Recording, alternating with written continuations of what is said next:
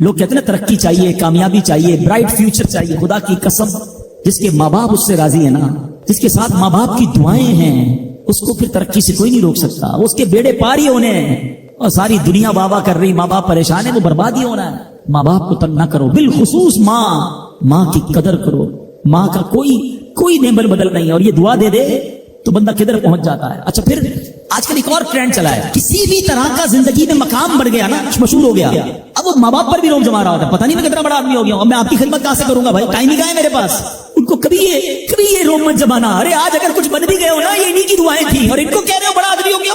हजरत मूसा कलीमुल्लाह अला नबीना वालिस्सलाम, कितना बड़ा मर्तबा है।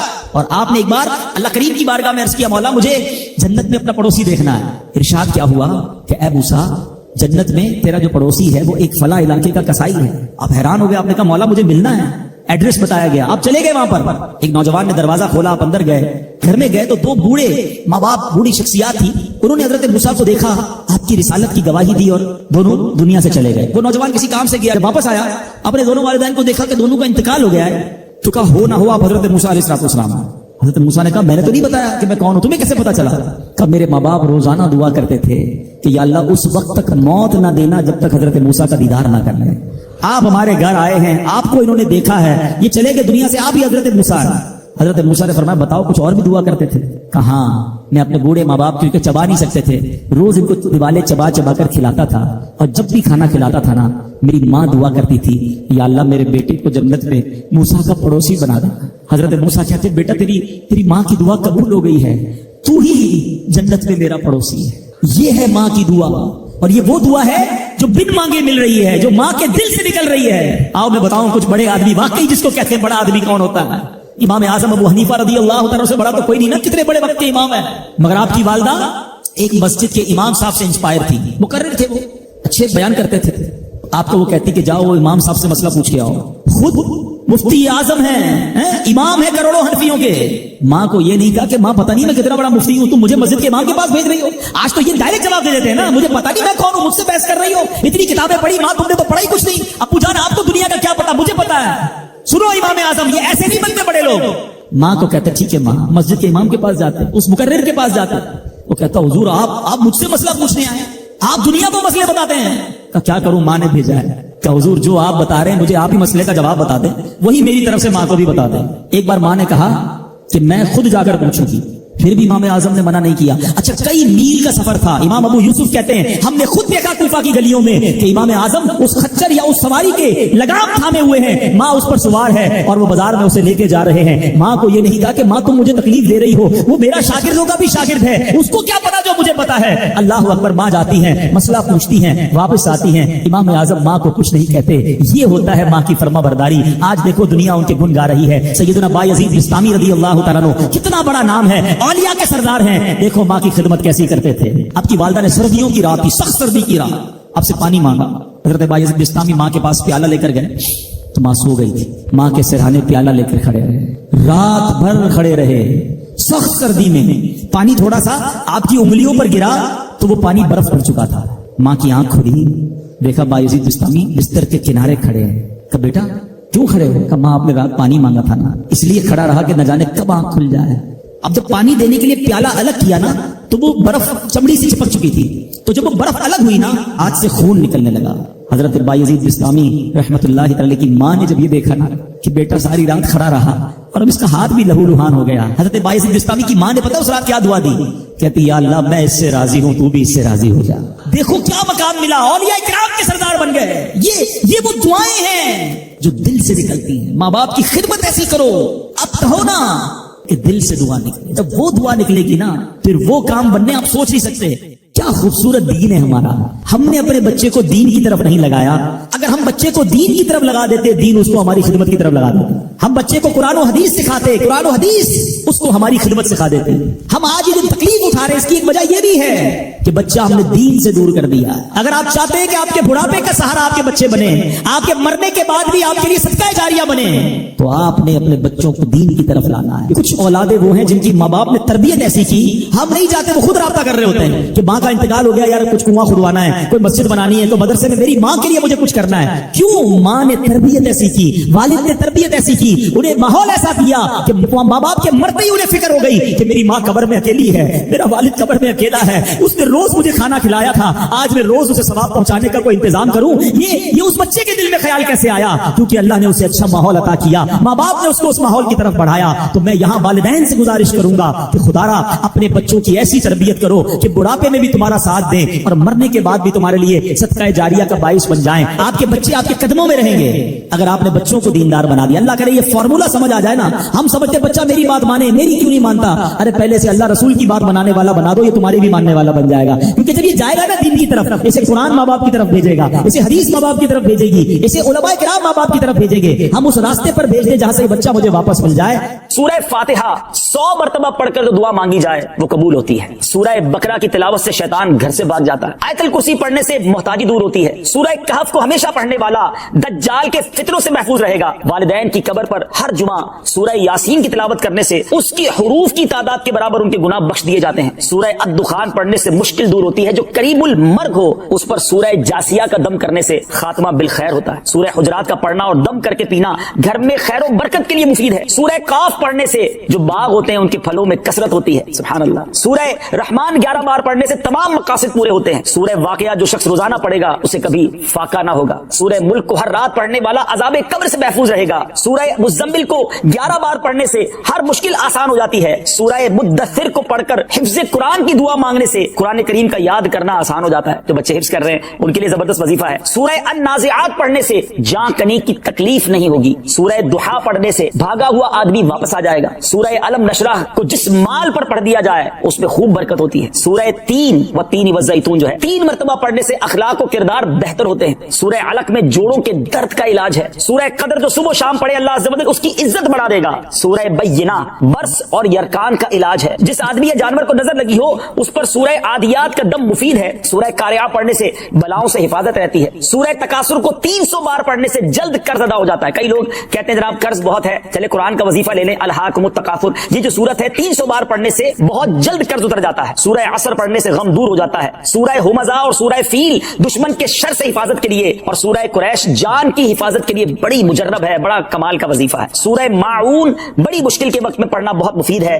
सूरह कौसर की तिलावत से बे औलाद साहिब औलाद हो जाता है। कई बे औलाद भी वज़ाइफ मांग रहे होते हैं। सूरह काफिरून चौथाई कुरान के बराबर है। सूरह ज़िलज़ाल निस्फ कुरान के बराबर है। सूरह इखलास तिहाई कुरान के बराबर है। और सूरह फलक और सूरह नास से जिन और शैतान और हासिदों के शर से हिफाजत रहती है। फिर क्यों ना हम कुरान से दोस्ती कर लें, क्यों ना कुरान को अपना विर्द बना लें। अल्लाह चाहता है कि बंदा इस रैंक तक पहुंच जाए। अल्लाह उस पर आजमाइश भेजता है ताकि मेरा बंदा सब्र कर ले तो इसको वो मर्तबा अता हो जाए। हाय हाय, यानी आजमाइश मुझ पर मेरे रैंक बुलंद करने, मेरे दर्जे बुलंद करने आई, और हाय मेरी बेसब्री के मैंने वो सब सवाब जाया कर दी। ना करें मेरे प्यारे इस्लामी भाई, मुश्किलें आती हैं। अच्छा फिर पता है प्रॉब्लम क्या है? हमारा एक और बड़ा इशू है, हम किसी को मुस्कुराता देखते हैं, किसी को अच्छे कपड़े देख लेते हैं, किसी की बड़ी गाड़ियां देख लेते हैं, किसी का बड़ा घर देख लेते हैं, हमें लगता है यार ये कितना मजे में, यार मैं अकेला परेशान हूं। ये आपकी भूल है। एक बात याद रखिएगा, जिंदगी की गाड़ी मसाइल के पहियों पर ही चलती है। अमीर के मसले और हैं, गरीब के मसले और हैं। शोहरत जिसको मिली है ना उसके प्रॉब्लम्स और हैं, जो गैर मारूफ है उसके प्रॉब्लम और है। जमाने में हर किसी को कुछ ना कुछ इशू जरूर है। ये ना समझे कि यार ये इतना मुस्कुरा रहा है, क्या पता इस मुस्कुराहट के पीछे कितने दुख छुपाए बैठा है। अब यकीन करें, बिलीव करें, ऐसा नहीं है कि सब लोग 100% खुशहाल है। प्रॉब्लम सबके साथ होते हैं।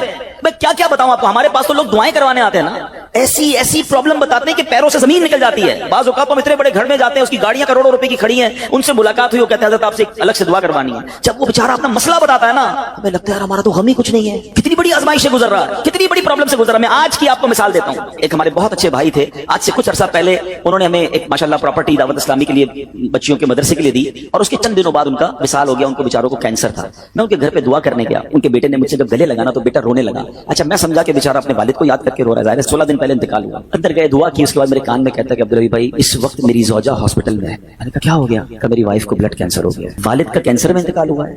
अल्लाह ने बड़ा नवाजा है उनको, ज्वेलर्स हैं, लेकिन मैं यकीन करें, मैं आपको सच बता रहा हूँ, मैं गाड़ी में बैठ के मैं भी रोने लगा, क्योंकि वो बंदा जब मुझे छोड़ने आया ना फिर मेरे गले लग के रो रहा था। मैं सोचने लगा यार कितना दुख है लोगों को, अल्लाह ने कितनी बड़ी हम पर मेहरबानियां की है। अगर मुझे कोई बड़ी बीमारी नहीं है, मेरे बच्चे मेरे साथ हैं, मेरी फैमिली मेरे साथ है, नहीं चाहिए यार दुनिया के सारे अल्लल्ले तल्लल्ले, ना मिले इतनी सारी लग्जरीज, सेहत से बढ़ के कुछ नहीं है, मगर हमें इसकी कदर ही नहीं है, हमें इसकी कोई अहमियत का अंदाजा ही नहीं। पूछो उनसे, करोड़ों रुपए हैं मगर इलाज नहीं हो पा रहा, डॉक्टर बाजू का मायूस कर देते हैं। कितना तकलीफ में है लोग, और हम हैं कि छोटी छोटी बातों पर बेसब्री। सब्र तो करें, अल्लाह की रिजा पर राजी तो रहे। मैंने आपको खानदान नबूवत का वाकया सुनाया, अरे खाने को कुछ नहीं है, کاش یہ بات ہمیں سمجھ آ جائے اور ہم ہر حال میں اللہ کا شکر ادا کرنے والے بن جائیں. اور ایک اور میں آپ کو بات بتاؤں, ہم جو دنیا والوں کو بتاتے ہیں نا, ہوتا کچھ نہیں ہے اس سے. مت بتایا کرو دنیا والوں کو, صحیح بتاتا ہوں, مت بتایا کرو, اپنے غم مت بتایا کرو, ثواب بھی چلا جاتا ہے. اور بعض اوقات یہ دنیا والے نا ہمارا مذاق بھی اڑاتے ہیں. ہم جب کسی کو اپنا پرابلم بتاتے ہیں نا, ہمارے سامنے تو بڑے اچھے بنتے ہیں کہ اچھا اچھا ٹھیک ہے میں کرتا ہوں کچھ, بعد میں جا کے دنیا میں باتیں کرتے ہیں, آیا تھا میرے پاس اس کا یہ مسئلہ ہے, ہاں ہاں باتیں بڑی کرتا ہے, بڑی پرابلم میں کیوں بتاؤں میں دنیا والوں کو. نعت کا شعر ہے نا, کسی کا احسان کیوں اٹھائیں, کسی کو حالات کیوں بتائیں, کیوں بتاؤں میں دنیا والوں کو مجھے کیا غم ہے نا. میرے آقا سلامت رہے ہیں, اللہ کے حبیب علیہ الصلوۃ والسلام ہیں, اور رب عز و جل کی بارگاہ ہے, میں ادھر عرض کروں نا, کسی کا احسان کیوں اٹھائیں, کسی کو حالات کیوں بتائیں. آقا تم ہی سے مانگیں گے تم ہی دو گے, تمہارے در سے ہی لو لگی ہے. ہاں اللہ رسول کی بارگاہ میں عرض کیا, ادھر آنسو بہاؤ, نہ بتاؤ دنیا والوں. ایک اور کمال کا شعر ہے کہ دنیا والے تو درد دیتے, دنیا والے تو درد دیتے ہیں, زخمی دل کی دوا مدینہ ہے. تو جب دنیا والوں نے کوئی ہمارا بھلا کرنا بھی نہیں نا ان کے ہاتھ میں ہے, شفا دینے والی ذات میرے رب کی, برکت دینے والی ذات میرے رب کی, تو اللہ سے ہی باتیں کرو نا. تو آج سے یہ ذہن بنا لے میرے پیارے اسلامی بھائی, مشکل آنی ہے تو صبر کے ساتھ وہ وقت گزارنا ہے, اللہ کی رضا پر راضی رہنا ہے. وہ بڑا کریم ہے, وہ اپنے غیب کے خزانوں سے آپ کو عطا فرمایا. توجہ بیان کی طرف رکھیے گا. اور اب آتے ہیں اس پورے واقعے سے ایک اور خوبصورت بات جو ہمیں سیکھنے کو ملی, اور وہ بات کیا ہے کہ نبی پاک کے خاندان کی سخاوت کیسی تھی. مولا علی شیر خدا کے پاس صرف 6 درم تھے, آپ نے وہ سب کے سب دے دیے. مگر آج حال یہ ہے کہ لوگ اپنی زکات ادا نہیں کرتے. آج زکات لوگوں کو بھاری پڑنے لگ گئی ہے. جب کیلکولیٹ کرتے ہیں کہ جناب کروڑوں روپے زکات, تو اس کے بعد ان کو بھاری لگتی ہے. نہ کریں ایسا, یہ زکات مال کا میل ہے, اور اگر یہ مال کا میل آپ کے مال سے جدا نہ ہوا تو یہ آپ کے مال کو بھی میلا کر دے گا. ایک بات یاد رکھیے گا, سرکار دو عالم صلی اللہ علیہ وسلم کا یہ فرمان ہے, اپنی زکات ادا کر کے اپنے مال کو مضبوط قلعوں میں قید کر لو.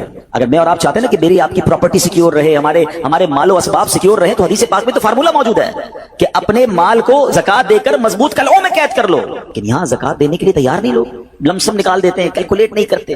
یاد رکھیے یہ مال ہی عذاب بن جائے گا اگر آپ زکات پوری ادا نہیں کرتے. اگر ہمارے پاکستان میں سارے سرمایہ دار کچھ نہ کریں, اپنی زکات پوری ادا کر دیں, سارے زمیندار اپنی زکات پوری ادا کر دیں, آپ اپنی آنکھوں سے دیکھیں گے کہ غربت کتنی جلدی ختم ہوتی چلی جا رہی ہے. میں نے ایک بار کیلکولیشن کی, ذرا سنیے گا.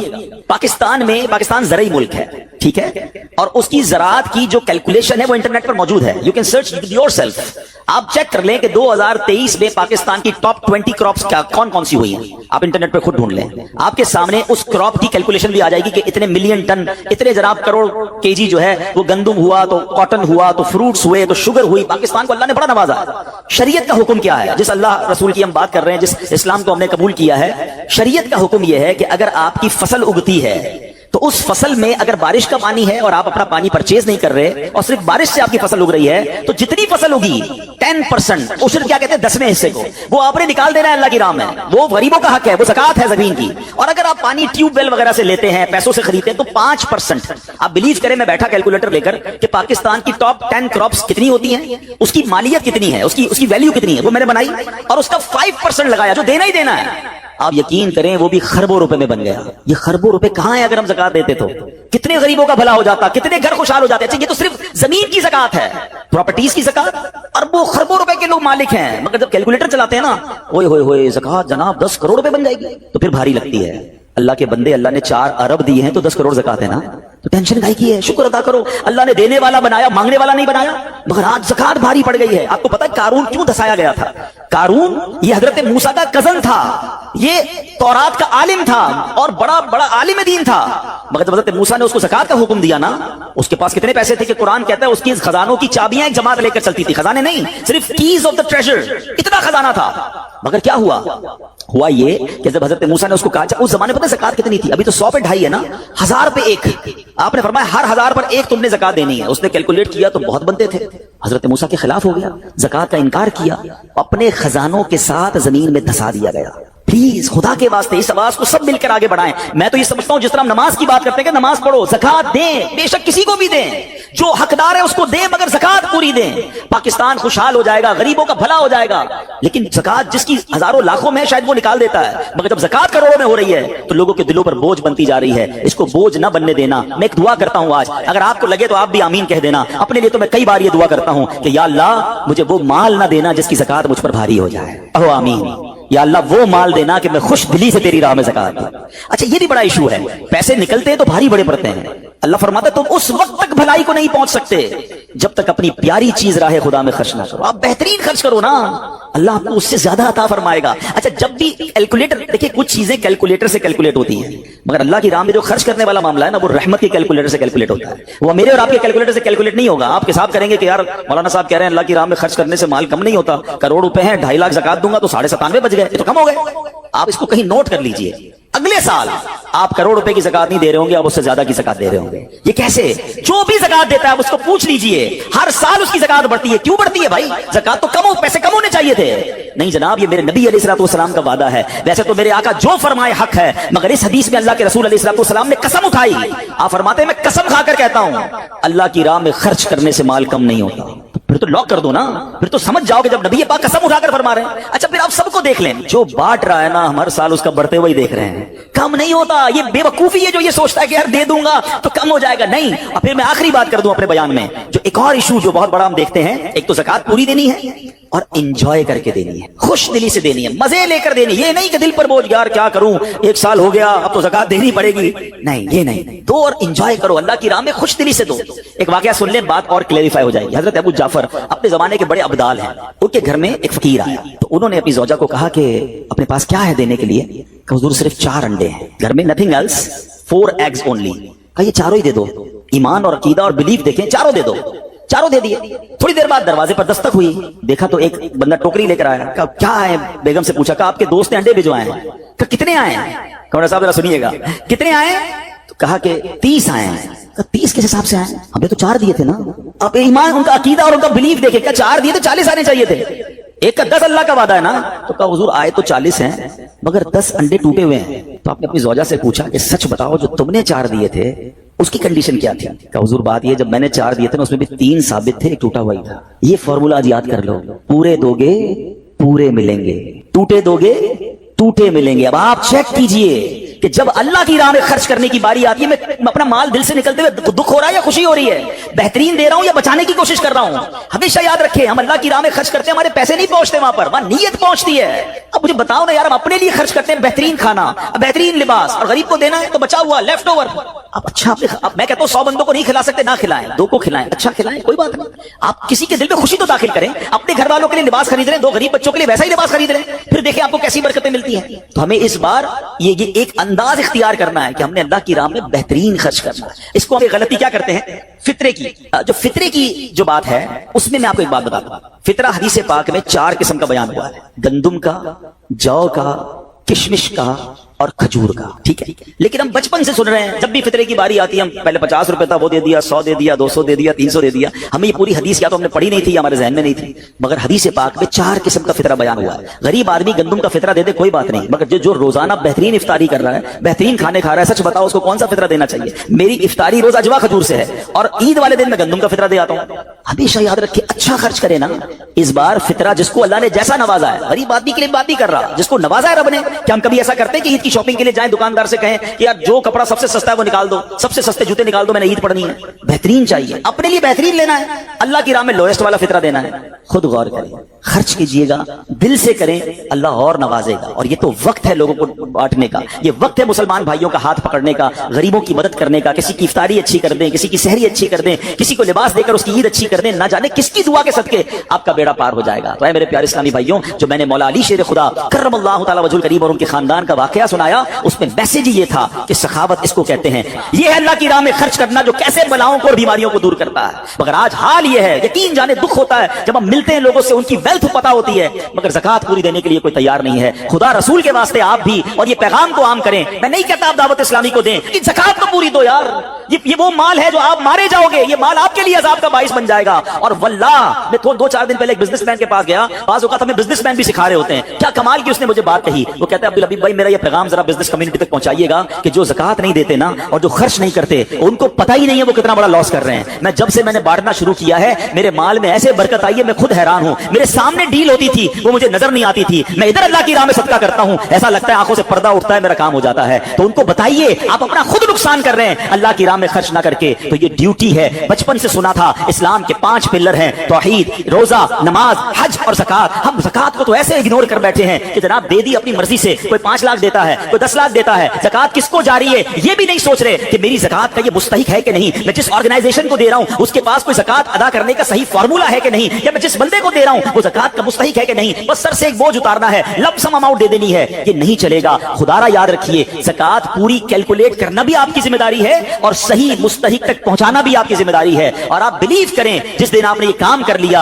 आप मल्टीप्लिकेशन देखेंगे, आप अपने गम और अपनी परेशानियां दूर होते हुए देखेंगे। मैं रब्बे करीम से दुआ करता हूं अल्लाह हमें दिल खोलकर अपनी राह में खर्च करने की तौफीक अता फरमाए। और फिर सबसे पहला हक आपकी ज़कात का वो हक है आपके अपने गरीब रिश्तेदारों का। अपने गरीब रिश्तेदारों को आप दीजिए ज़कात, क्योंकि जो अपने रिश्तेदारों को ज़कात देता है, सदका करता है, उसको डबल सवाब मिलता है, एक सदका देने का, एक सिला रहमी करने का। और फिर आपके गरीब रिश्तेदारों से बात ज़कात बच जाए तो फिर मेरी गुजारिश है कि दावत इस्लाम कितने बड़े पैमाने पर दुनिया में काम कर रही है, तो अपनी ज़कात का अपना हिस्सा जो है उसमें जरूर अता फरमाएं। अल्लाह करीम हम सबका जमा होना अपनी बारगाह में कबूल फरमाए। आमीन बिजाहिन नबी अमीन सल्लल्लाहु तआला अलैहि वसल्लम।